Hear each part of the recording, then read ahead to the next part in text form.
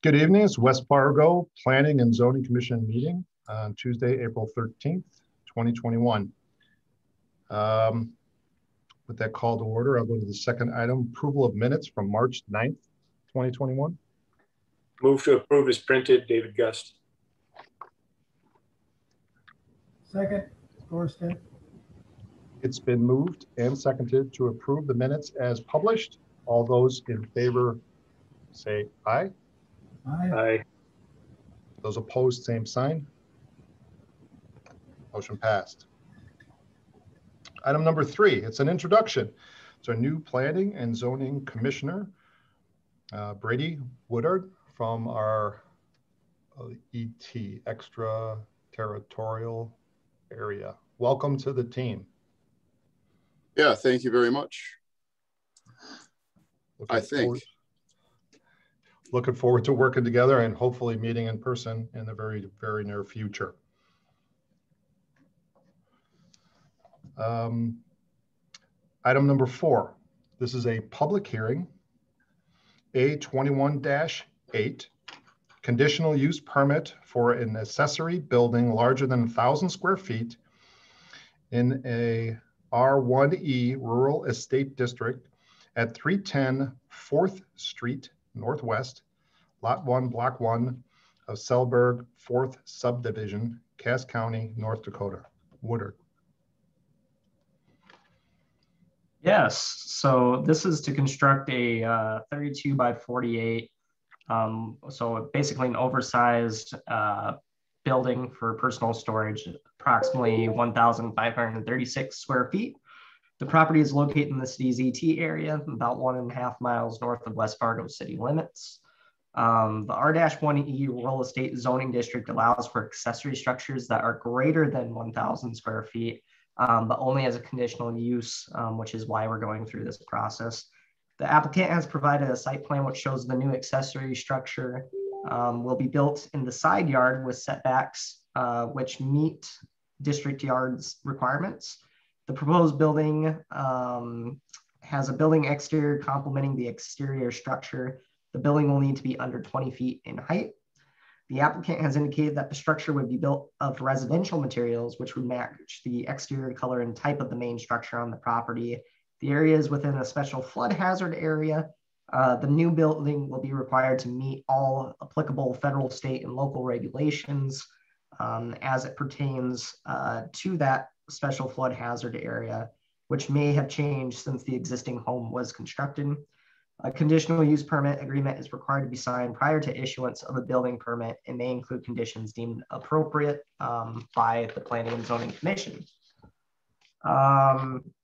The application is providing accessory to an existing use within the area outside of the Cheyenne diversion and is not increasing development in a flood-prone area. Therefore, the application may be considered consistent with the comprehensive plan. Property owners within 350 feet, Reed Township officials, Cass County Planning, and Cass County Sanitation were all notified. The only comments that we received back were from Cass County Public Health, which they responded back with comments on soil issues as they relate to on-site septic systems on that particular lot. And that email can be found in your packet. The suburban restricted growth sector includes areas between the current and proposed diversion that may have new development potential, which should the new diversion be built. The G1 area identified as significant tracts of land that are currently rural, but where directed and well-planned new development could occur around the identified potential future mixed use in employment centers. It is recommended by staff that the city approve the proposed application on the basis that is consistent with city plans and ordinances, with recommended conditions of approval as follows. 1, the proposed building is constructed with colors and materials consistent with the development pattern of the subdivision. 2, the applicant demonstrate that they can accommodate the concerns of the County Environmental Health Office. And 3, that the applicant is to meet all federal, state, and local requirements for improvements to the site and structure.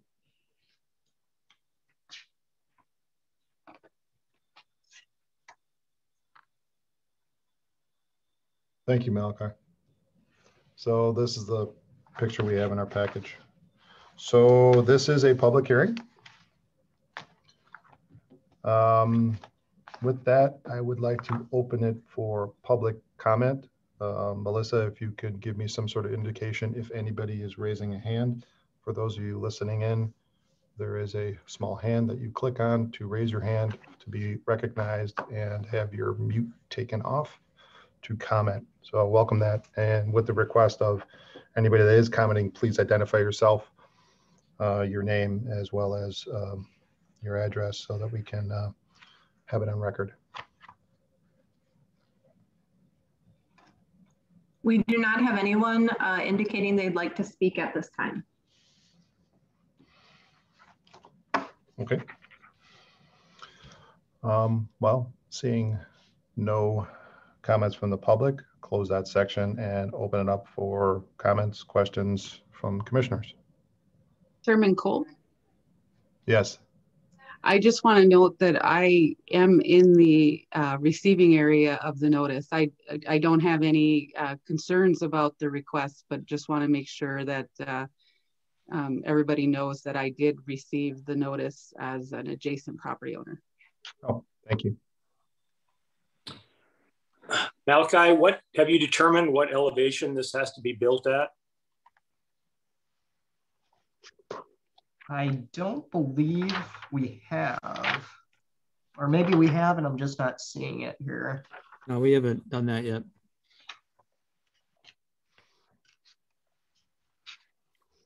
Do you have any idea how much, if that zone has changed enough that you might have to build this several feet high base elevation of the house?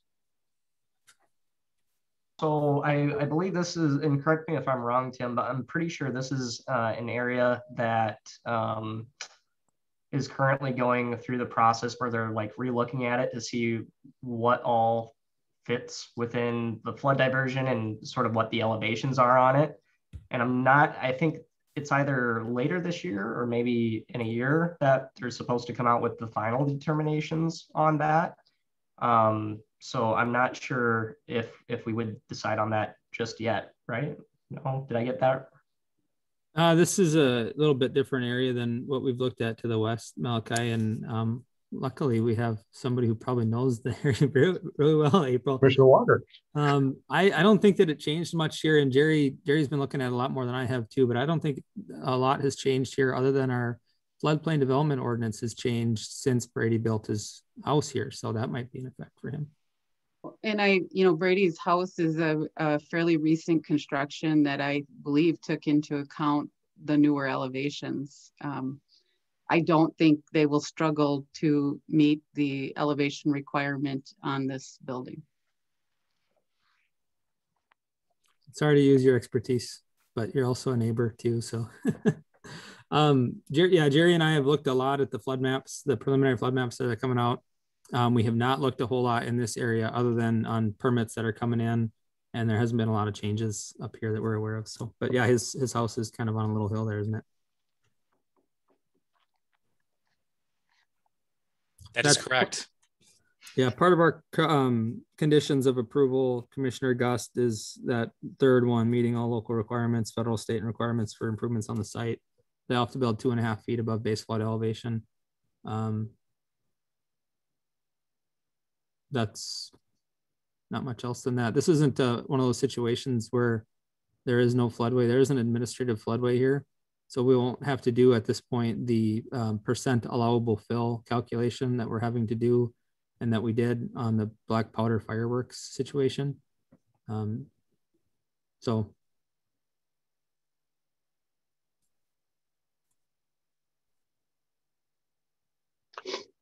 Okay. And judging from the picture of the area, there have been other conditional use permitted for larger than 1,000 square foot structures separate from the houses. I'm guessing from the pictures. Yep, there's quite a few over there. And for those on the commission that are a little bit newer, maybe haven't seen a lot of these, this is one of those ones where there tends to be a bit of discretion on the neighborhood. And there are neighborhoods who've kind of pushed back against a certain size limit or a certain style. So we've tried to stay consistent when we approve these, and the consistent message we've done in Selberg's is I think there's a size that we've reached where it's too big, but we've just said keep the materials similar in type and color to the primary structure.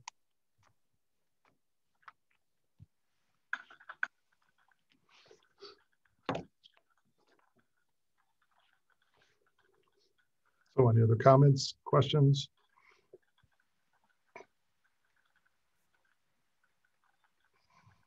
Well, I would move to approve the conditional use with the 3 conditions. David.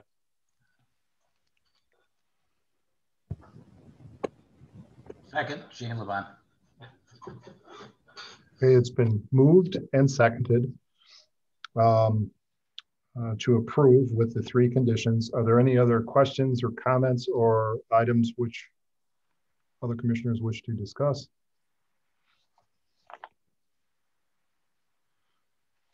Well, then we'll go straight to a vote.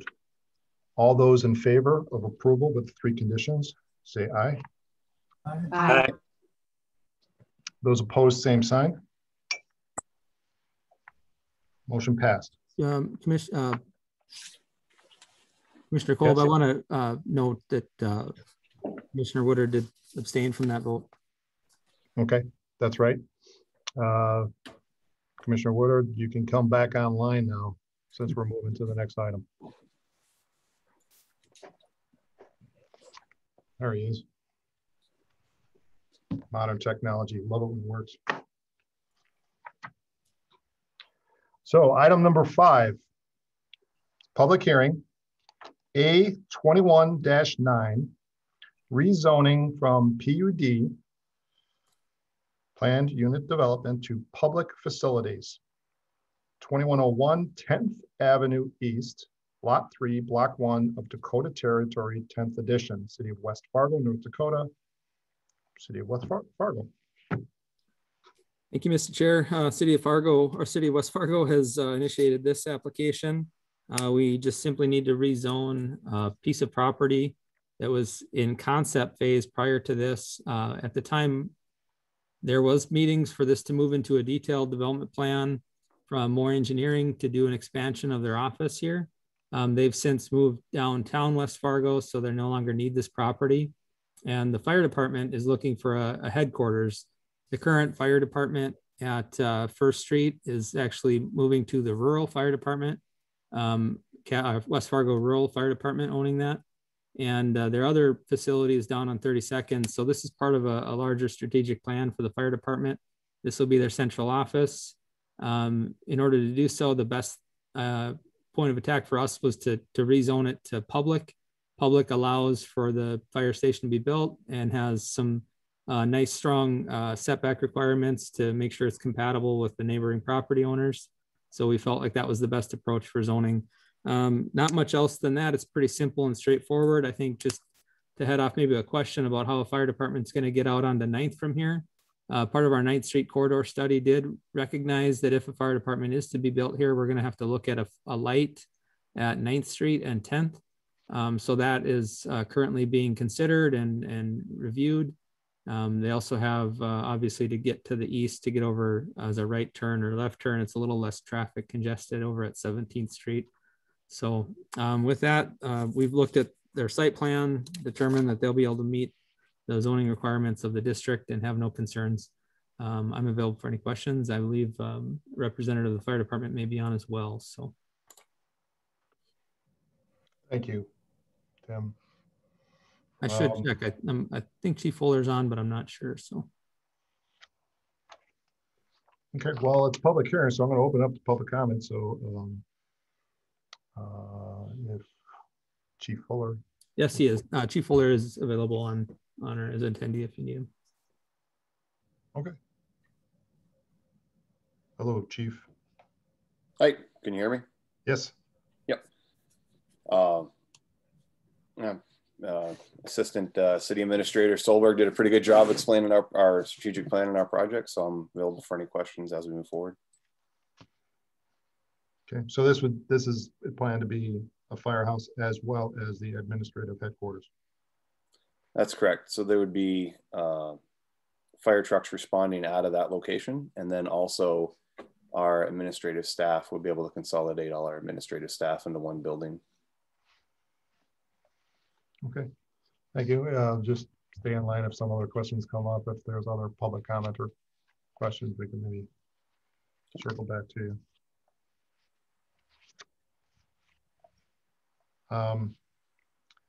Just checking, Melissa, are there any other folks wish to be recognized to speak? There are no members of the public who have raised their hand to speak at this time. Okay. And in the package, I noticed, Tim, there's no emails or anything, so we didn't receive any written commentary. No, Chief Roller's been meeting with the neighbors, and this has been a long process for them, and now they're working on RFP process and hoping to get going soon. So it's been exciting for them. Okay. If there's nobody that has their hand raised, I'll close the public comment section of this item. Commissioners. Will the other site be decommissioned as a part of this? Just out of curiosity. That's a good question. The other site on First Street is going to go to the rural fire department, so they'll still be operating out of that building. And then the building on 29th Avenue, 29th Avenue, will still be operating as a fire station. And we're just having to spread our resources out amongst the city to make sure everyone gets equal access to a quick response time. Thank you. Just a comment. I know it's a very, very, very preliminary site plan you submitted there. It looks like you scratched on a piece of paper, but obviously you're cognizant of the residents on the east side. You do have a fair amount of setback there where you're proposing a buffer, but most of the buffers we have in town, you know, they're made of small trees and they don't really provide much of a buffer for some time. So the only comment is I have no problem with the rezoning. I think it's a great location and be serve the city well. But is to just keep in mind those residents that are there, perhaps even in operation. So when a truck is leaving your bays as proposed, you're showing the bays adjacent to those residents. So leaving, you could, you know, maybe not have your sirens on or lights until you're on the street. I mean, it might be an operational thing, but also on return, you know, these are diesel trucks, I would assume for the most part, and you're backing them in, you know, after you've done a night call or whatever, which also could create some noise. So I'm just saying in your design phase is to keep those thoughts in mind, that the neighbors, even though it sounds like you're working with them and you're trying your best to create a buffer zone, still it's going to create some noise. And I can say from experience in the past, there's been some proposals made on this property, and I know maybe the neighborhood's changed, but at that time there was quite a bit of concern about noise from previous project proposals. So just a comment. Again, I have no problem with the rezoning request myself. Commissioner Thorstad, yeah, we've addressed some of those issues with, or at least I've done a lot of the what I call legwork, and I've gone out and talked to almost every resident that will abut our property and let them know what our plans were. And when we put our RFQ for architects out, we noted that there needs to be a robust setback and some sort of system for deadening sound, directing sound away from their area, and also some light discipline so that we're not flashing lights and waking them up and stuff like that. So.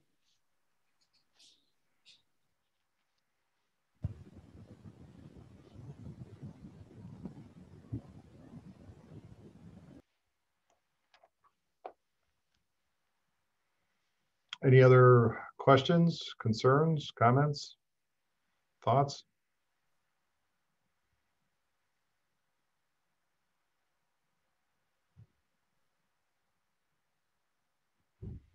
Well, I'll move to approve as presented. Second. Okay, it's been moved and seconded to approve as presented. Any other request for debate or discussion before we move to vote? All right, then I'll take a vote. Those in favor, pardon me, indicate by saying aye. Aye. Aye. Aye. Those opposed, same sign. Motion passed.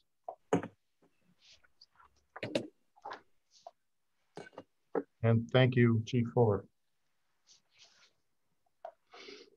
Item number 6, public hearing. A21-10 conditional use permit for home occupation with customers coming to site at 1334 26th Avenue West, Lot 32, Block 5 of Brooks Harbor 2nd, City of West Fargo, North Dakota. Janner.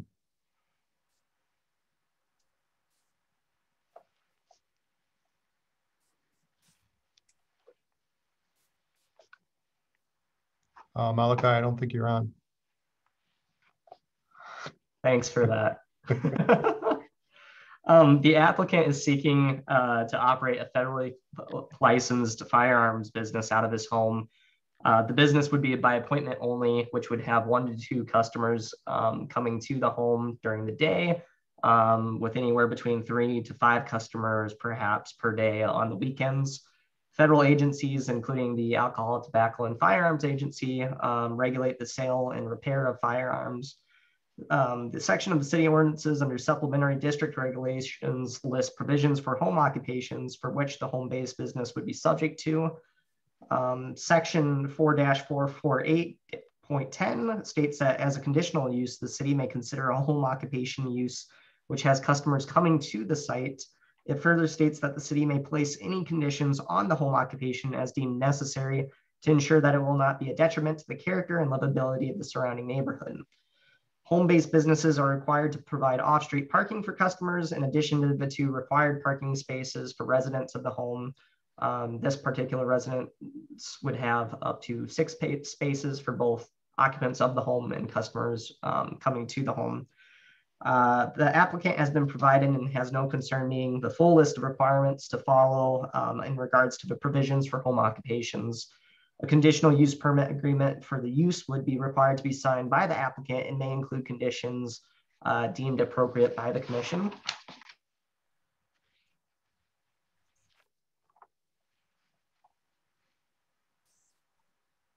Malachi, I think you hit the mute again. Sorry about that. Property owners within 350 feet were notified, as well as other agencies and departments. We received quite a bit of neighborhood feedback on this particular item. Had some different phone calls from people who were concerned with the nature of the home occupation. Had some other neighbors who were concerned with just how much traffic is generated on 26th Avenue West and how that's busy during the day. Had a couple of emails which is included in your packet of people who were, I guess, for the business or didn't have any opposition to the business. As far as its consistency with the comprehensive plan in applicable city plans and ordinances, the application may be considered consistent with the comprehensive plan if it is determined to not be a detriment to the character and livability of the surrounding neighborhood. It is recommended by staff that the city approve the proposed application on the basis that it is consistent with city plans and ordinances with recommended conditions of approval as follows. 1, that the applicant meet all requirements set forth in the provisions for home occupations found in section 4-448 of the city ordinances. 2, that the applicant meet all federal and local requirements as they pertain to the sale, repair, and handling of firearms. 3, that adequate parking for both the home occupation and the residence be maintained. And 4, that a signed conditional use permit agreement is received. This is a public hearing, and I also believe that the applicant is in attendance as well tonight. Thank you, Malachi.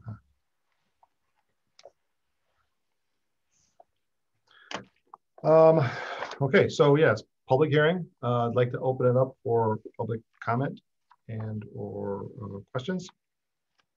Please raise your hand by clicking on the icon and you'll be recognized.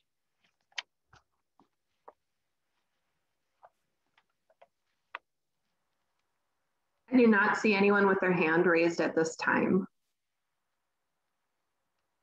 Okay. I'll give it a minute or two. A moment or two, I should say. Just please let me know if somebody pops up.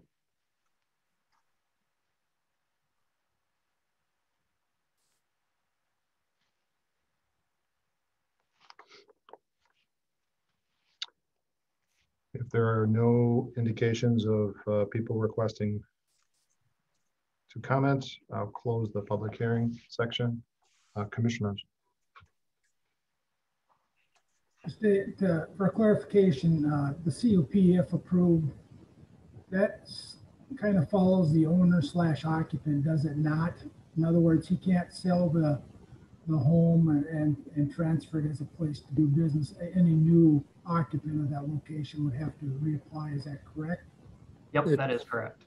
Well, Malachi will have to add that. Make sure we add that. Actually, I think they should add that as a condition in the approval. I didn't catch that. So I would. That's something that has to be spelled out for that to happen that way. We would have probably caught that when we started writing the agreement and asked the city commission, but I recommend that the planning commission add that as a 5th condition that the, I'd actually prefer to use the language we use in similar cases where there's a home occupation like this, where customers are coming to the site. Could you provide that wording so that we can make sure we are? I will, and need a second. While he's searching that, anybody else have comments or questions? Question. Go ahead, Mike. Oh, apparently Fargo has an ordinance against having private gun sales in residences. Is that correct? Does anybody know anything about that? I just did a little bit of a search and saw that, you know, trying to figure out if this is a common thing, if it's a concern.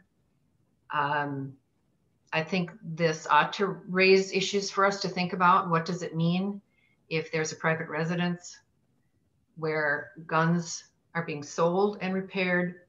That would mean a stockpile potentially of guns. I think the statistics on it show that private residents are the most likely to be the source of stolen guns. Obviously, there are residents who are concerned about this. So my question for us really is, do we have any grounds for articulating those concerns in a way that would affect our decision? I believe we have approved in the last 2 years, I remember, a similar business. I think it was focused on repair of firearms in another neighborhood, residential. As far as, I don't know, precedence is the right word, but it is a conditional use which we have approved in the past, specifically firearms sales and or repair. If I could speak to the history, if you don't mind, unless Malachi's gotten some, and I want to let him if he's done that. Just since 2003 was when we started requiring that a conditional use permit be required for home occupations that have customers coming to the home. And in that time, I could only find, I think, 8 or 9 permits that we've issued for home occupations. And out of those, only one other one was for the repair or sell of firearms, which that one was approved, which I think that's what Commissioner Kolb is talking about. I do know that we've received some phone calls in the past from people who are FFL, federally firearms licensed dealers, who live within city limits, who had questions on our zoning ordinances. And so I believe there might be other FFL dealers within our city, but since they do the exchange of the goods at basically a third place, you know, whether that's like a gun range or some other place. They're not required to come through the city to get a conditional use permit to do that, because they don't have customers coming to their home. They're going to meet the customer elsewhere. But as far as I know, there's only one other one that we've approved in the past. Mr. Chair, if I could also add, because I do want to respond to Commissioner Rockow, and I know Commissioner Walker had a question through email to Malachi as well. That's okay. Yes. The Bureau of Alcohol, Tobacco, and Firearms regulates these dealers. The purpose or how we get involved is they require us to provide a letter to them stating that it's legal. And so we don't address this as a use in our zoning ordinance, whereas Fargo does.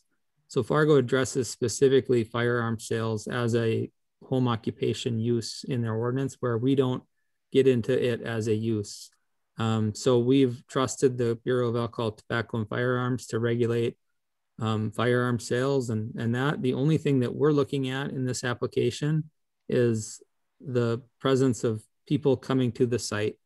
And so I would love if Kat has comments on this as it pertains to the right to bear arms or our involvement in it, where I've stepped short of extending anything as a staff person is that it's a very specific use, and we often don't get into very specific uses in our home occupation requirements. So it's felt a little uncomfortable for us to do it for one thing when there's already a federal agency that's doing that.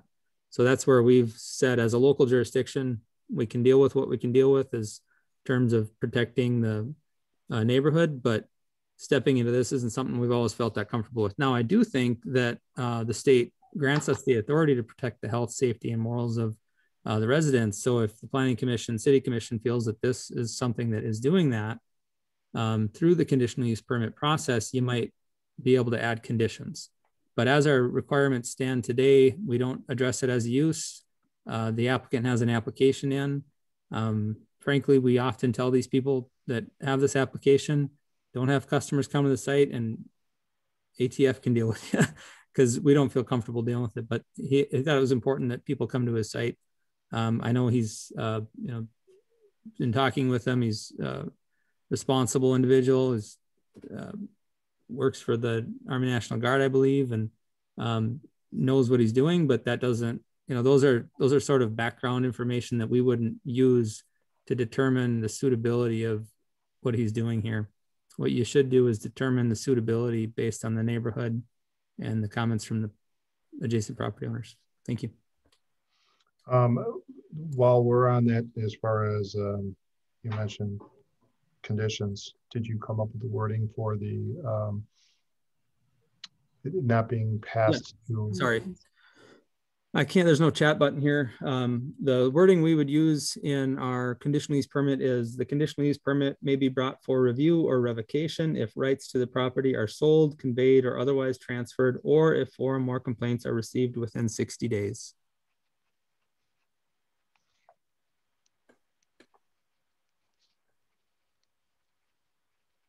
Commissioner Kolb? Yes.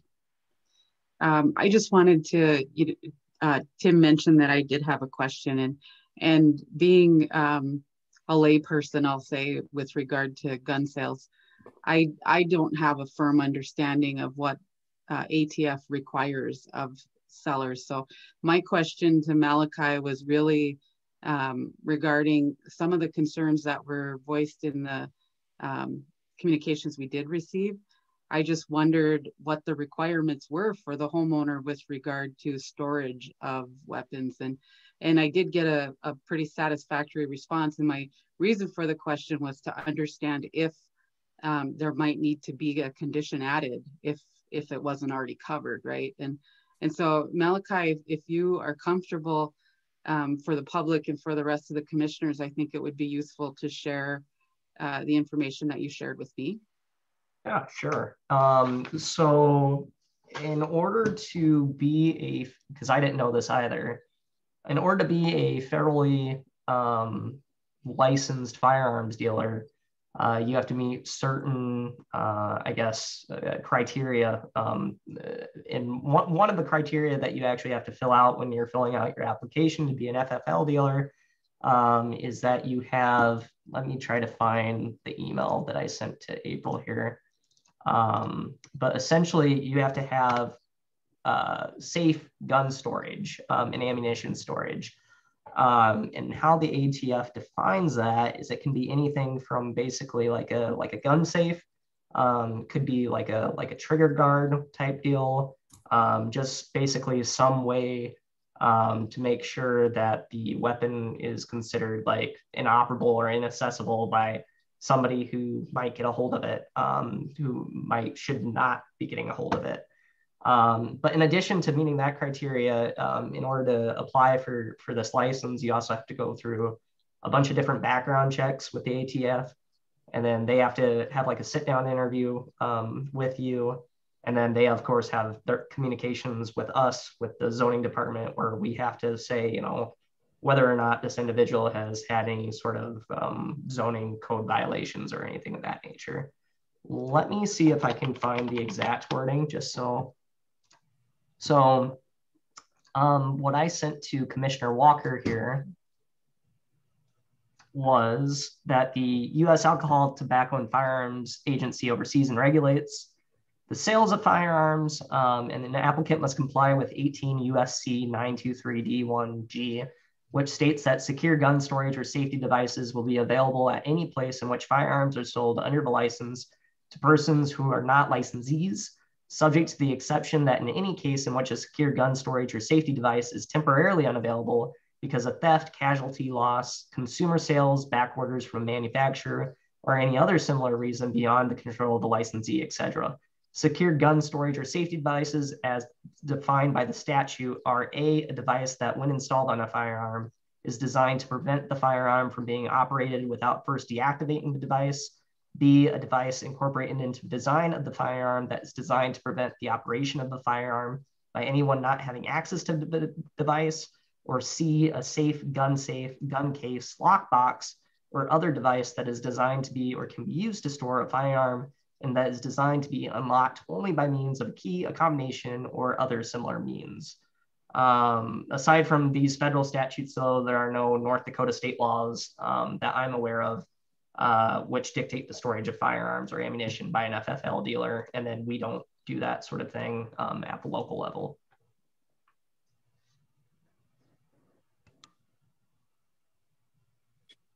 My question has to do with traffic. That seems to be what people's biggest concern were in some of the letters I read. You know, the guy says 3, maybe 4 cars a day. What happens if that turns into 10 or 15 cars a day? You know, it's tough to regulate that now that we've given them, you know, the conditional use permit, and you know what's recourse if it gets busier. Yep. Well, so this would be an appointment only business. So right now, 26th Avenue sees a lot of traffic per day. So adding, you know, 10 to 15 trips probably wouldn't increase traffic by that much. And maybe Jerry, our city engineer, can give a little bit more insight on, I guess, the traffic capacity of 26th. In the event that, you know, you'd see more cars parking on, say, the street and not in the applicant's driveway or something of that nature, you know, if we received any sort of complaint or something saying, you know, there's 10 cars parked out front and they're all customers of this one business, it could always come back to the Planning and Zoning Commission, and we could always revoke then the conditional use permit, which would allow the business to continue. So there's always that option that would be available to you. Yeah, that's the 5th condition we were talking about. The conditional use permit may be brought for review or revocation if the rights to the property are sold or conveyed or otherwise transferred, or if 4 or more complaints are received within 60 days. I think we came up with that 4 or more a while back, and that kind of gives that, what are the consequences should they not be adhering to the nuisance issues associated with running a business out of the house. Commission President, if I could real quick too, just speak to the traffic at that location. I know further to the east, 26th is extremely overburdened, as depending on how far you go as far as the traffic use. At this location in particular, I would say it's fairly light. I'm not at the moment aware of any significant complaints or concerns about the traffic. I know there has been an increase with the development of the neighborhood just to the south, but I think this is a similar situation that we often see a lot of times where, you know, a couple additional cars per day are not going to be significant to what it's already experiencing. Okay. Thank you for that, Jerry. I received notice that the applicant would like to speak. I'm okay with opening that up if Melissa, if you would be so kind.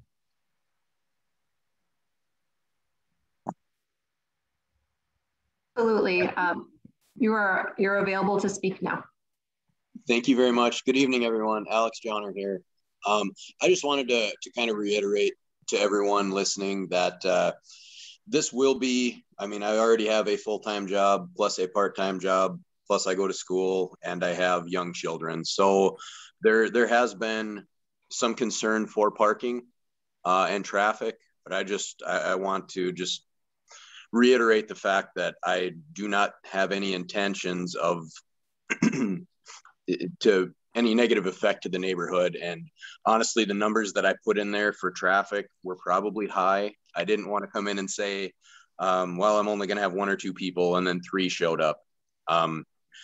This is just going to be kind of a part-time gig for me as I maybe get a little closer towards retirement. And then at that point, would hope to move to a storefront somewhere. So I just wanted to say that piece just to help the commission understand that. Thank you. Thank you, Mr. John. Thank you.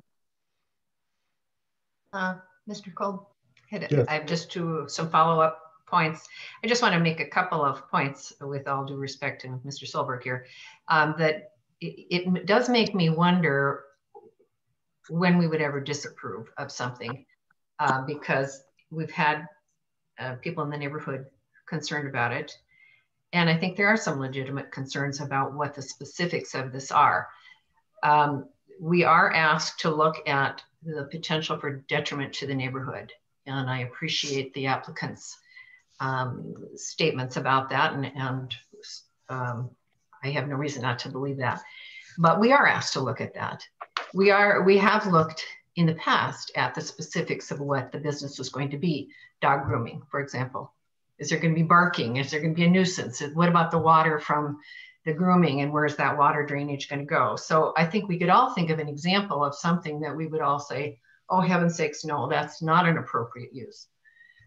So it seems to me there's some role for us here to really evaluate what this is. It makes me wonder to what extent why we even bother to ask neighbors what they think. Because we really, you know, I think we could see what the pattern is about why some neighborhoods where people complain or have objections that we pay attention, and then in others we don't. So I'm kind of confused about what our pattern is here for why we bother to ask. So I just make those points that I am concerned that we can have a proliferation of gun sales in private residence. This applicant might be terrific, and I'm assuming he is.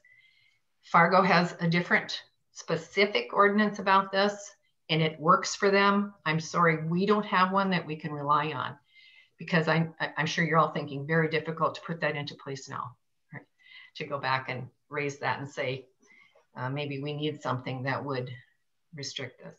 So I just want to make those points that I'm concerned that it does raise some troubling issues for me about what kinds of businesses we're going to be approving in residential areas. Thank you. Mr. Chair, if I could share the screen again, I want to respond to that as best I can, if that's okay. Please. So I have on our screen 4-448, which is provisions for home occupations. And Commissioner Racco, what I'm trying to do is, keep us out of court. That's one thing. And the other thing is when we do these things, we've learned things over the years, and that's why that condition that I threw out there, the very specific language has been used. We've gotten to that point through discussions like this. And used to be, we didn't have that. 5 years ago, we never used that. We just had conditional use permits that were perpetual. You could sell your house and the next person could get that. So we've used that. What I want to point out here specifically, this is the portion that requires Mr. Johnner to come in for a conditional use permit. This is where it gets a little bit more complicated. What I'm highlighting right, if I can highlight this last sentence here, it states that the city may place any conditions on the home occupation as deemed necessary to ensure that it will not be a detriment to the character and livability of the surrounding neighborhood. That's where it gets a little gray. And that's where you guys sometimes have to make difficult decisions. So us as staff, we're just trying to educate you the best we can to make sure we stay out of court, and that you guys, help create good neighborhoods. Something like this, we're going to look at traffic. We're going to look at, is there noise? Is there other nuisance factors that might be an issue? The one thing that I can look at in this that would create concern is, it's a dangerous thing that he's selling, and so it's very scary, and it's politically charged also. So I try to stay away from the politically charged part of it. And that's where I rely on federal agencies like the Bureau of Alcohol and Tobacco and Firearms to manage that. And us as a city, we've had a history of not getting into areas that tend to not be our lane. If there is something about this that you feel we should pass up to the commission, that we should change this ordinance and we should be looking at something like Fargo does, then I am more than happy to do that.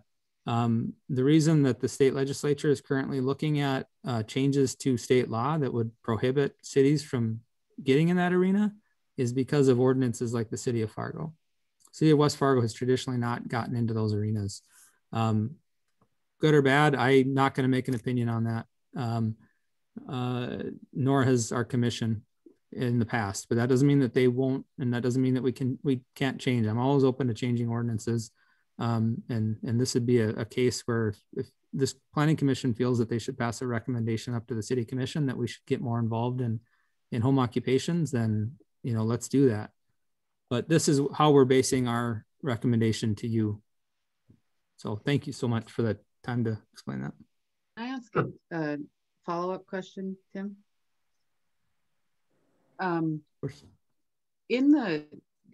So let's take this out of the home occupation arena. If we had a gun store that was going to come in, are there restrictions within the planning and zoning requirements on where a gun store can be located? Just for reference, I guess. We would limit that through use, and again, we don't state that sale of guns is any different than the sale of chewing gum. It's a retail sale of goods. So we wouldn't restrict it in the light commercial district. Thank you. Just so I understand this correctly, so that the four complaints, can those complaints be made anyway, or they have to be specific ways that those complaints are made via letter, email? Can they just be a phone conversation if that is what's deemed necessary? I think there's a formal complaint process or a way to file something, Tim. So administratively, we would require that a complaint be not anonymous, and that's about it. So we would just track those, and we have a conditional use permit tracking. So if we have a conditional use permit, there's a complaint on it, at 4, we would administratively bring it forward. Thank you. All right, so any format just can't be anonymous. Essentially, yeah. Right. And can I ask, do we, I'm on mute, no? I ask, do we notify the neighborhood that's an option for them, that they can file a complaint? How would people know about this? Because here we are in the commission learning about it. And it seems to me that maybe one of the things we should do is after, if we approve conditional uses like this, that we send a letter back out to the people that have been notified, let them know that it has been approved, and let them know that there's a complaint process. Otherwise, they do not know this. They don't know what their rights are. And I don't mean this in terms of let's invite complaints, but it is about knowing what your rights are. So yeah, we put that in there to sort of give that as an option to make sure the neighborhood feels good, but also to protect the applicant a little bit too. We don't want to just, hey, they got a complaint, so now we're going to revoke it. We want to give them, you know, at least some assurance that they can continue that. So I have no problem with that, and we can certainly do that. I would ask if you want us to do that, add it as a condition so we memorialize it, and so that we, you know, kind of remember that that was something we did, and that was what this planning commission thought was important. And otherwise, might get forgotten the next time. So would that require some kind of a motion, are you suggesting? Or I'm just, if in a motion, I would add that as condition number 6, for instance, that the neighboring property owners within 350 feet are notified of the final ruling by the city commission and made aware of the complaint process. Good suggestion. So I would move then that we recommend approval. I think we've approved one of these in the past. You know, without ordinance change, I think we, you know, subject ourselves to the possibility of a lawsuit. But I think since we've approved this in the past, I would move to recommend approval with the 5th and 6th conditions added, the notification, and then the non-transfer of the permit.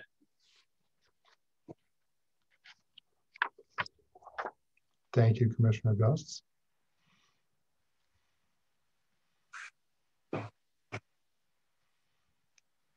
Do I hear a second?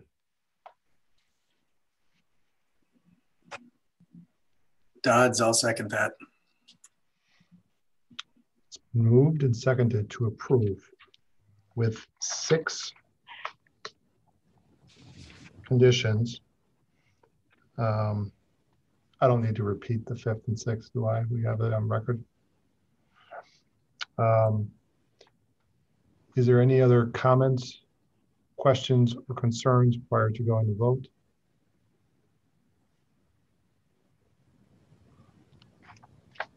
We'll go to vote. Those in favor, say aye. Aye. Aye. Aye. Aye.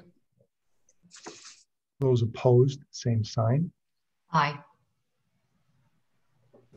Okay. For the record, we have 1 opposed. Was there anybody else? Did I miss? Okay. With that, motion passed. Thank you. Good debate.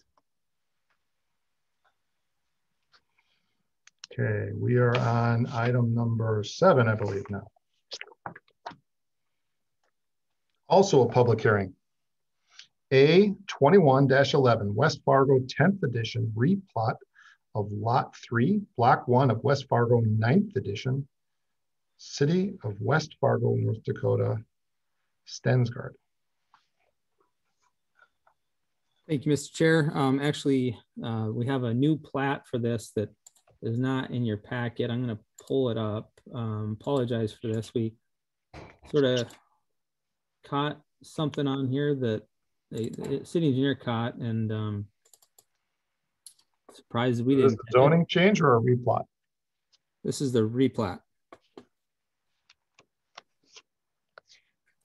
Okay. Yeah. So I'm going to pull it up on my screen here. So this was formerly a 3-lot subdivision. It's turned into a 2-lot subdivision. Although there was some easements providing egress to this south lot that you see in your packet, we didn't feel very comfortable that the document that they were referencing was just a previous plat that showed an access easement. What we found out in turn is that this bottom lot sooner or later will be sold to the west, which is not party to this plat. The important thing was to sell lot 2 here. So they just combined that bottom lot 3 with lot 1. So we have a lot that is fully touched by right-of-way. Lot 2 here is the more important one for them to take care of at the moment. So in the future, we'll likely see a new plat that will be with a lot to the west of that actually, picking up this piece that aligns with the Burlington Northern Santa Fe Rail right-of-way. So other than that, it's quite straightforward. We did maintain easement along 15th Street in case 15th Street ever has a grade crossing at the railroad. So we're comfortable with everything on there. And I should also note Dustin is going to be less frequent here, and Jerry Wallace, assistant city engineer, is going to probably be in his spot more than not. So if you have any questions of the city engineer, Jerry's more than capable of answering those. I'm available for any questions and recommend approval. Thank you. Just for clarification, this is one we saw a while back, but we didn't have confirmation that the owner of the plot or something like that was available or something like that. This strikes me as familiar as far as the. I don't recall that. We've been up in this area a bit. There's been some splits here and there. I don't recall that. Okay, but bottom line, it's relatively simple, splitting into 2. Yeah. And so that one of them could be sold. Yeah. All right. So this is a public hearing. With that, I'll open up for public comment. Melissa, if you could indicate if anybody has raised their hand. We do not have anyone with their hands raised at this time. Okay, thank you. Seeing no comment, I'll close that section. Commissioners. Tim, I appreciate the updated plat. Thank you for providing that. Based on that plat, I would move to approve. Okay. Commissioner Thorstad seconded. All right, so it's been moved and seconded to approve the updated plot. Any questions, comments, or debate prior to going to vote?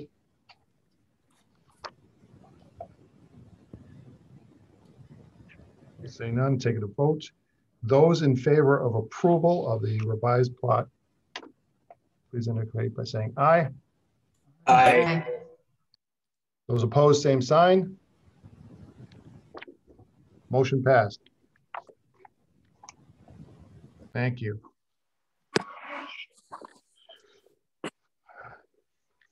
Item number 8, public hearing A21-12. Adoption of official zoning map as per 4-302 of city ordinances. Thank you again, Mr. Chair. The city has stopped doing a lot of official zoning maps because zoning changes so often. As you see, we've changed zoning in this meeting alone. And what we do is maintain an interactive zoning map rather than having an official zoning map every meeting or every few months. The last time we updated it, we did it primarily for the downtown mixed use zoning district and the entertainment mixed use zoning districts. And in that, we also looked at how some of the zoning might interact downtown.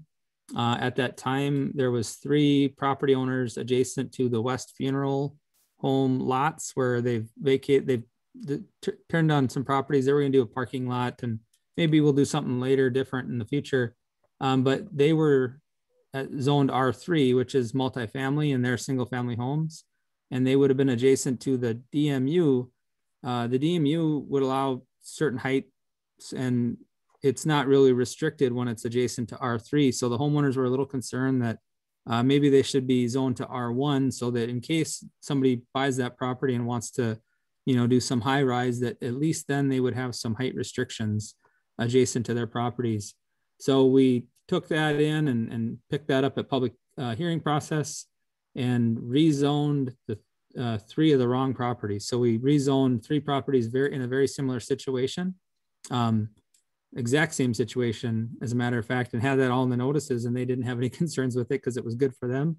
But we missed the 3 that the property owners actually did want to change. So because we have such an awesome interactive GIS and people are on there looking at it, Mr. Kramer, one of the neighbors, caught me and said, "Hey, you forgot to zone my property." And I was kind of surprised because I recall it very vividly that we did that, and it just got missed kind of administratively. So that's why I'm asking for an official zoning map change. It's a whole lot easier than going through a new zoning on just those 3 properties, and is consistent with what we've already gone through in the public hearing process. So I have those 3 properties highlighted in your packet, and can answer any questions you might have. Apologize for the long-winded response on that, though. No apologies necessary. Thank you for the clarification. So we're fixing an error. That would have been a lot easier for me to say that. Okay. I'm Captain Obvious today. All right, this is a public hearing now. So I'd like to open up public comment. Melissa, please indicate if anybody has raised their hand, please. We do not have anyone with their hand raised at this time. Thank you. Seeing no comment, close that section, commissioners.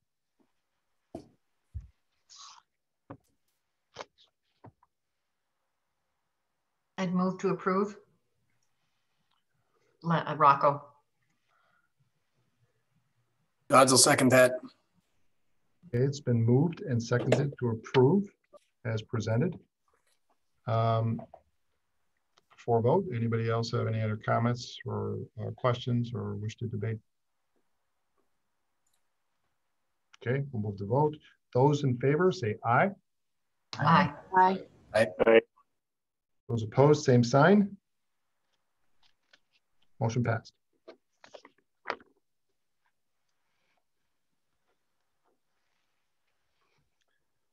Item number 9, public hearing A21-13 North Pond at the Preserve 14th edition, a subdivision and rezoning from A agricultural to C light commercial property in the northeast quarter, section 20, township 139 North, range 49 West, city of West Fargo, North Dakota, enclave.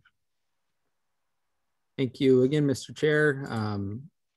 This has been consistently placed in our comprehensive plans in the past as light commercial. The master plan for Preserve here has consistently had this property as light commercial. It has been left unzoned because it's not been platted, and the developer has wished to kind of keep the options open here as the development pattern continues. They do have somebody who's interested in purchasing it. Part of that process, they'd like to get through this portion of the entitlement phase and ensure that they can develop it commercially. Don't have a lot of concerns as it pertains to compatibility with the neighboring property owners. They will have to have some form of a buffer likely, depending on how that all measures out when they do fully develop this as in that south west corner of the lot that's adjacent to the residential kind of kitty corner. But there is quite a bit of right of way in between there. So I'm not sure there'll be a whole lot there, but they are putting a plat together as part of the rezoning. We do appreciate that they plat that as they zone it, because then it at least ensures that we've caught any easements, et cetera, on the lot. So not much else besides that. It's pretty straightforward, I believe, and it would create a more developable opportunity for the applicant here. So I'm available for any questions you might have. Both the applicant and the owner are owner representative are available if you have any questions as well. Thank you, Jim.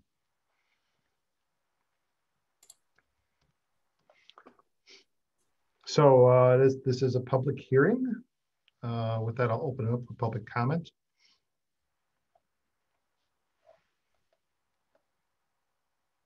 We have Dr. Boady on who would like to speak. Mr. Boady. Thank you. Apparently I've gotten a promotion tonight. Well, I'm Captain Obvious. Here we go. I am a Juris Doctor, but not often referred to as doctor, but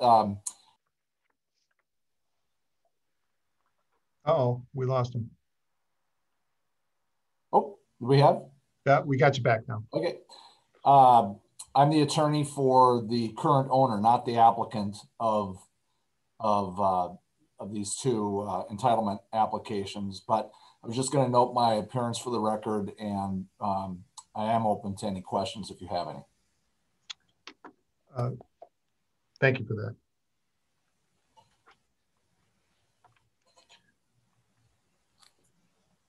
Melissa, is there any other hands raised for comment? I do not see any other hands raised at this time. Thank you. Seeing no further comments, I'll close that section. Commissioners? Make a motion to approve. I'll second. This is Walker. Been moved and seconded to approve as presented. Before we go to vote, is there any other questions, concerns, or points that want to be brought up to debate?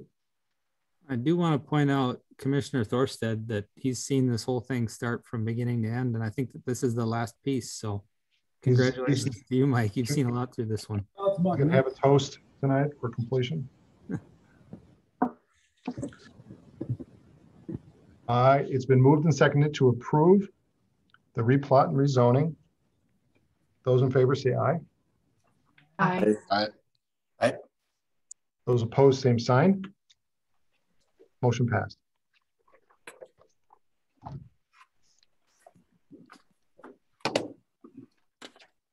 Item number 10, A20-41 site plan display area review of the, what is that, corridor? The interstate corridor overlay district for Hebron Brick, the building. That's these pictures here, I believe, right? This is not a public hearing, this one. I believe we closed that section. Is that true? I believe so, yes. Yeah, no public hearing for this. So are we approving this or just seeing what it is? Yep. So this this property is located within the interstate corridor overlay district, which requires that all development should be subject to site and building plan review and approval by the Planning and Zoning Commission and City Commission. So because it's in the interstate corridor overlay, there's a higher construction standard, which is required in both the commercial office park district and then also the interstate corridor overlay district. Any exposed metal or fiberglass on all buildings shall be limited to no more than 30% of any wall, which from Malachi, I think you hit the mute again. I'm going to be so happy when we go back to in-person meetings. Malachi, I got a note. I don't see in the packet that this fact sheet is in front of them. It is not. I did not see that. Oh. Okay. I apologize. It started out for me. It started out this page. Yeah. Okay. Well, since it's in the corridor overlay district for the interstate, as well as the corridor overlay for the office park district, there's certain higher design standards that have to be met as per city ordinance. One of these is that any exposed metal or fiberglass for buildings should be limited to no more than 30% of any wall which fronts on a public street. So by city ordinance, both the Planning and Zoning Commission and then also the City Commission have to review it since it's for the design standards. Initial drawings of the building show that it will be constructed completely of brick and glass, which would exceed our standard. The submitted site plan shows a 2-story office showroom with 50 parking spaces. Truck parking or loading, according to our ordinances, should be screened with materials of the principal building and other screenings so that such uses are not directly visible from the interstate. There are also additional landscaping features designed to meet the requirements of the city's landscape standards on all property. Within the C-OP district, no less than 25% of the property should be landscaped with trees. shrubs, grass, and other plantings. There's also a landscaping and fencing plan, which shows warehousing and storage areas designated for the landscaping product. The landscaping appears to exceed the number of plant units, so that's good. The submitted fencing plan shows a 6-foot privacy fence as well as chain link fencing, which would not be visible from the interstate or other public streets. Setbacks for the buildings appear more than adequate for both the CO-I and C-OP districts. Landscaping standards would need to be submitted with landscaping completed prior to issuance of a certificate of occupancy. The submitted information shows that city plans and development requirements can be met. It's staff's recommendation to approve the site and elevation plans for submittal to the city commission with the condition that all provisions of West Fargo city ordinances are met to ensure sufficient review as provided for building inspections and other city departments. And as noted prior to this, this is not a public hearing. This is just a design review by you folks. Design review, which we should vote on to approve or not, right? Correct. Okay. This is one of those procedural things I'm just a little confused. Mr. Chair, I'm going to leave that memo up there in case anybody needs to read that last paragraph. Apologize that that's not in the packet. Yeah, maybe when they scanned it in and grabbed an extra page. Zoom in on that too if you're having issues. Yeah. But to summarize what you said, Malachi, based on the review of this against the standards, it seems that all the conditions that are spelled out can be met with what they've proposed right now. Correct. There's nothing that stands out to us as being, you know, in direct violation of any city ordinances. It appears that everything that's outlined within our standards for design standards for both of these districts has been met or will be exceeded. As you said, this is right next to that concrete place, right? Yeah, and I kind of wanted to address that a little bit if I can. The fence on the back, we struggled with that a little bit because the all finished concrete put a large concrete kind of wall on the back of theirs. They were storing a lot of equipment in their back and didn't want to be restricted on that. They, in the concrete business, came up with the wall idea, and the commission liked that at the time. What they're proposing here isn't as much of that sort of, you know, disorganized storage, at least to what they've presented to us to date, nor is there a lot of that fence in place along, like it's not along the whole western portion that is facing the interstate like that concrete wall is at all finished. It's just around a small area for security. So it led us to believe that it's not going to be a major impact on the interstate, the view of the interstate. Plus there is still another lot to develop in front of it. So it's likely that won't be seen like the other wall was going to be. So. Okay.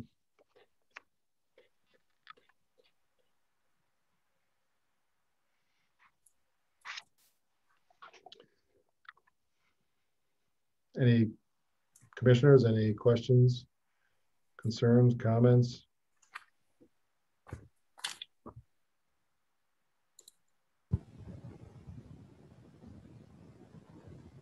I'll accept the motion. I'd move to approve. This is Walker. I think they've, it's a beautiful design that's going to be, you know, a great addition to that area. So. I'll second. Been moved and seconded to approve the site plans for Hebron Brick. All those in favor, say aye. Aye. Aye. Aye. Any opposed, same sign.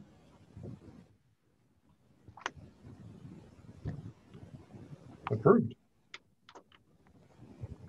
So now we've got continued. A21. No, A20. No, I'm sorry. A21-1.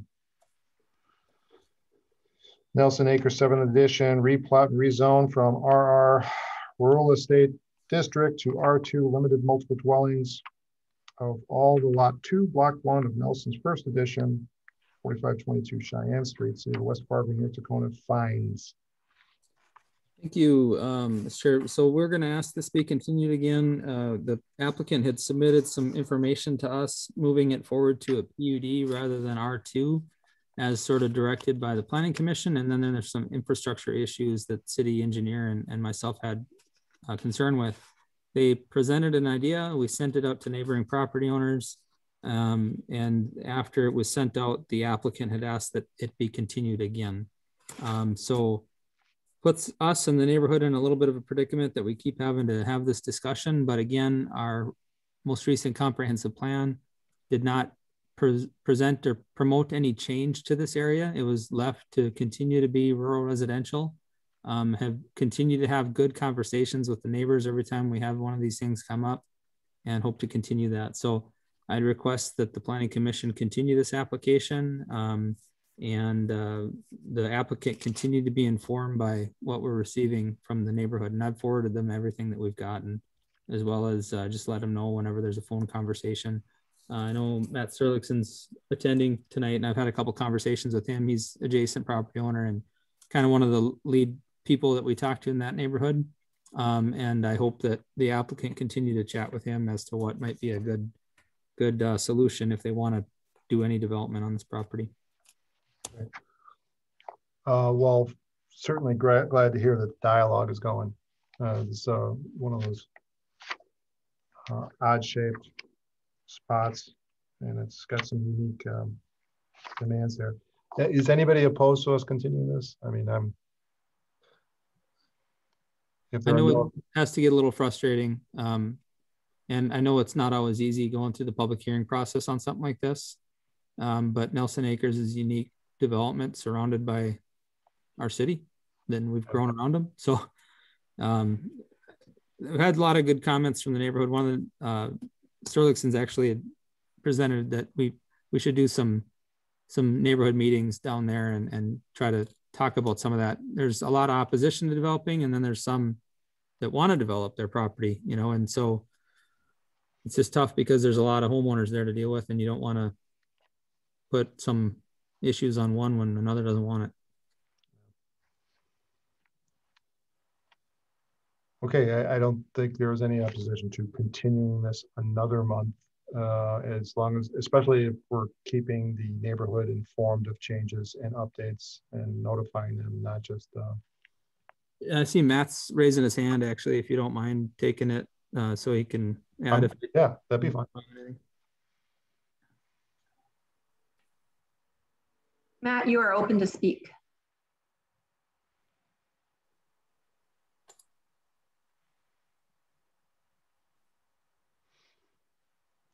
Can't hear you, Matt, if you're talking. Can you hear me now? Yes. All right. Apologize for that. Looks like my mute switch wanted to be on longer than I expected. So first and foremost, thank you all for giving me the opportunity. I just have a quick question regarding the continuance. This was brought forward obviously several months ago, and the initial plan was, returned for refinement.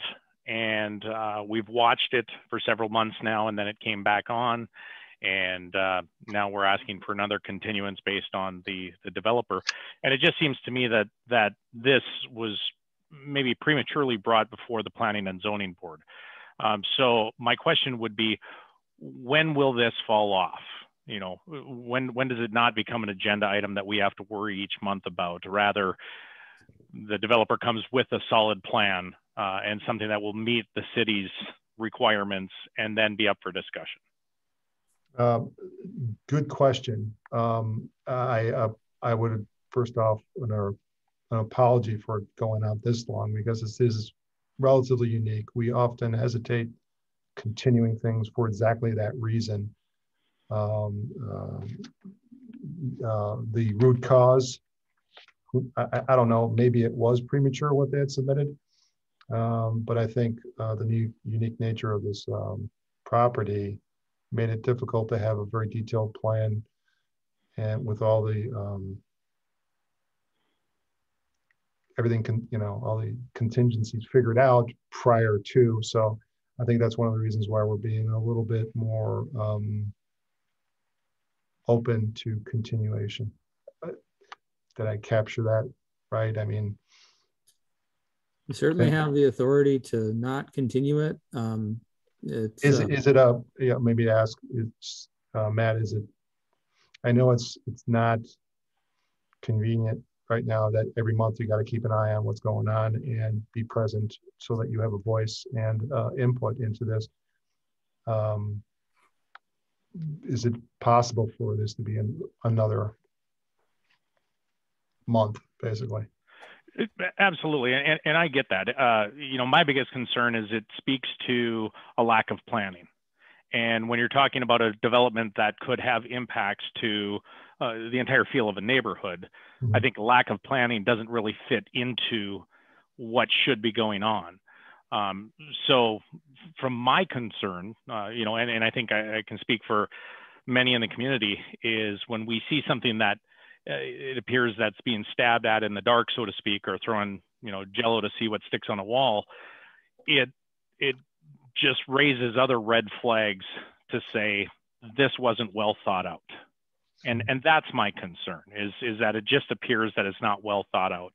And from a communication standpoint, the developer was premature when he announced that it was going to be a commercial property and that it was being rezoning.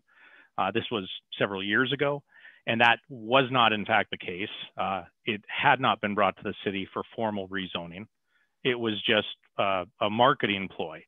And so there's just this general uneasy feeling about how this whole thing has been handled. And so if it's going to come before the Planning and Zoning Board, then absolutely, we want to be there and we want to know what's going on. But if it's going to be just a continued, agenda topic that never gets discussed and just gets kicked further down the road, then I would encourage the Planning and Zoning Board to, pull this off the agenda formally until a plan is actually formulated that we can discuss. Point taken. Can we, figure out a way to notify the people when this is actually going to come before the board and not be continued? That I compromise that we could send out a notification when this thing's actually going to be discussed? Yeah, that's what we did on this one. And that's what we put in the packet, the notification that we sent out. But then they received and what we sent out. So, but then they changed something at the end and asked to continue, right? That was the last second thing. Yeah, after we received comments, they felt they didn't have their ducks in a row, and so they pulled their application. Well, they asked it to be continued. So since it's already been here, so what I would say is if you don't want to continue it, then you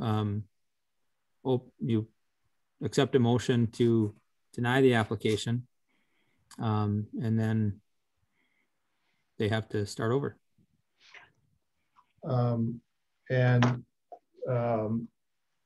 But that wouldn't really change what the plan is, because as I understand it, this concept or this application is pretty close. It's just some details that they wanted to hash out prior to final vote. Yeah, I think they're close to what they want, but you guys haven't had a real opportunity to talk about it because we're not presenting to you a staff report and recommendation tonight. We're just showing you what they had submitted. So. Well, I mean, we're here now. We can let them continue one more time. But can we make some kind of stipulation that it will not get continued next? Hey, we got our city attorney on with his hand raised. John May. Mr. Shockey. Thank you. Sorry for being late. I was at the Board of Equalization meeting, and then I came home for to attend the meeting. My recommendation would be to continue. If the board wants to resolve the issue, you would continue it till next month with the stipulation that it would be presented or the application would be dismissed. I would not recommend rejecting it tonight for the reason that staff has not presented a report and the condition has not been indicated to the applicant that they need to bring it forward, otherwise it'll be dismissed. They could make a process argument that they had requested that it be tabled and the board acted anyways, which is never a good place to be in. It's better to give the applicant notice that, hey, you need to move this forward, otherwise we're going to dismiss it. If in a form of a motion, so move. So we will continue with the stipulation. If we could, Tim asked to make sure that the applicant knows that it will be acted on at our next meeting. Yeah. We do have another person that raised their hand, Mr. Chair, I apologize. But I do have a motion on the table. I don't know if you need to go through that procedurally before you. I don't either. I'm not very good on procedural stuff. But let's. I'm sorry. Well, if nobody seconds my motion, then it dies for lack of a second. I'll second. Rocco. We didn't have another second, did we? No. Moved and seconded. You said, Tim, somebody else had a question or wish to comment. Somebody had a hand raised. Yeah. John Barrett. Why don't we allow Mr. Barrett to speak prior to vote then?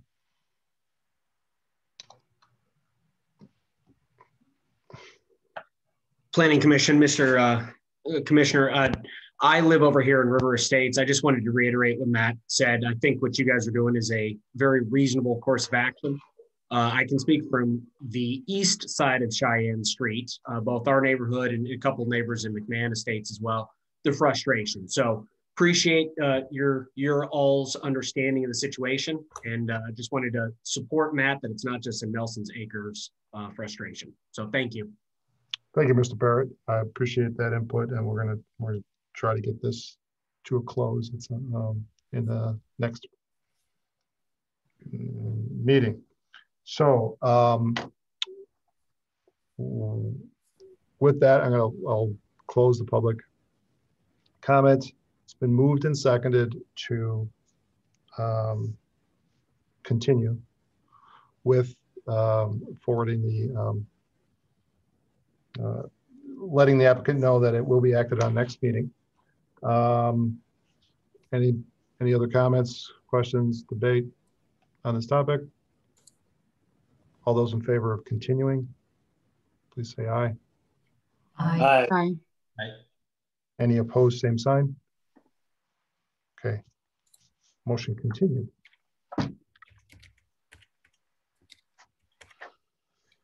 Item number 12, discussion, planning and zoning commission meeting format regarding returning to in-person meetings. Woo! I will plan to return to in-person meetings next month. If anybody has any concerns, please reach out to me and I'll let the chair know about what we want to do. Okay. I'm going to weigh in. I would like to start the in-person. I get my second vaccine next week, so hopefully that's happening in the community. And from my business perspective, our company here, we've gone back to in person, and it's kind of nice. So I think it'll be beneficial for us to get back to normal if possible. When is that anyway? That's May 11th. Is that right? Yes. So just a question about that. Will we have an option to participate virtually as well, or will it be just in person? I'm going to work on that. The hybrid doesn't work awesome, but we'll do our best. We do that for commission meetings. It doesn't work great, but we'll do our best to accommodate that. If the worst case is that somebody's got to call in, we'll do that. So I don't have any problem meeting in person other than it's baseball season and my son plays baseball on Tuesday nights. So I can multitask while I watch him play, but not while I'm in the commission chambers. Yeah. That is one of the nice things about the Zoom is even when I'm out of town, I've been able to participate. So that's been That's been great. But we'll plan on in person next month, and there's no scheduling conflicts with other meetings going on that evening, is there? No, we have that happen once a year. All right. Any non-agenda items? I think Malachi dropped a map in, a Color Fest happening on Saturday. If anybody gets a chance to go out there. Malachi, you got anything to add to that? Or we got Color Fest happening in downtown Cheyenne, so you get to see construction up close and paint the street. It'll be a lot of fun. Should be fun if it happens. We'll see. Looking Weather dependent. Item number 14, adjournment. Move to adjourn. Second. And moved and seconded to adjourn. All those in favor say aye. Aye. Aye. Any opposed? Adjourned. Thank you very much, everyone. I forgot. We got it done by 7 o'clock. I like it. I forgot to update you guys on the planning director. We had interviews this week. I don't have an answer back yet from our top candidate. So we'll let you know next week or next month's meeting where we're at. So great interview process, and Commissioner Rockow and Commissioner Walker were there and participated in the meet and greet and gave me a lot of great feedback. So I really appreciate them coming. Thank you. Good to hear. Yeah, you got to tell me how you can hire people, because I got so many openings at our company that I can't find anybody. They won't even show up for an interview. It's hard. There's not a lot of applicants out there. So. All right. Well, have a good evening. Take care. Thank you.